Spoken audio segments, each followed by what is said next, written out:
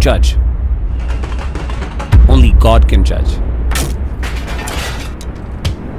You don't know their side of the story. How often have you heard this before? Should we not judge people at all? Can we not judge people in any way whatsoever? What does judgment even mean? Let's analyze the reality behind these notions. Contrary to popular belief, judgment of apparent actions is not something that is outrightly rejected in Islam. No doubt, we should never be quick to judge or should not form an objective opinion without sufficient investigation. However, an apparent open sin remains a sin and should never be allowed publicly. As soon as you make your private sin public, your sin is not a private matter anymore, but a public one. This matter can be illustrated sufficiently in one of the well-known sayings of Umar bin Khattab, who said, "Verily, people were judged by revelation in the time of the Messenger sallallahu alaihi wasallam, and the revelation has ceased. We only judge now what is manifested outwardly of your deeds. Whoever shows us good, we will trust him and bring him close.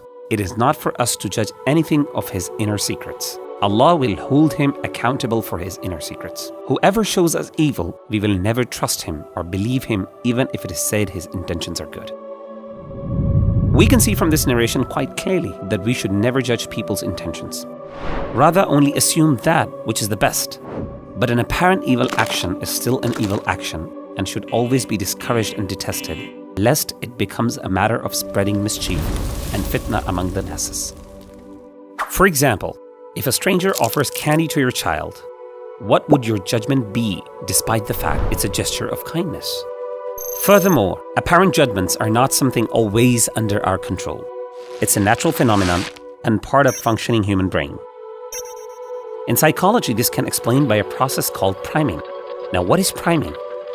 Priming is a phenomenon whereby exposure to one stimulus influences response to a subsequent stimulus without conscious guiding or intention. Meaning, just by looking at a certain object or an action, our brain starts to make automatic connections closely related to what we looked at. And other scientific studies also suggest the same. Hence, an evil like robbery or murder is to be perceived as negative and bad. However, we shouldn't immediately label or claim to know their intentions either. But a blanket statement of "don't judge" is not applicable at all times.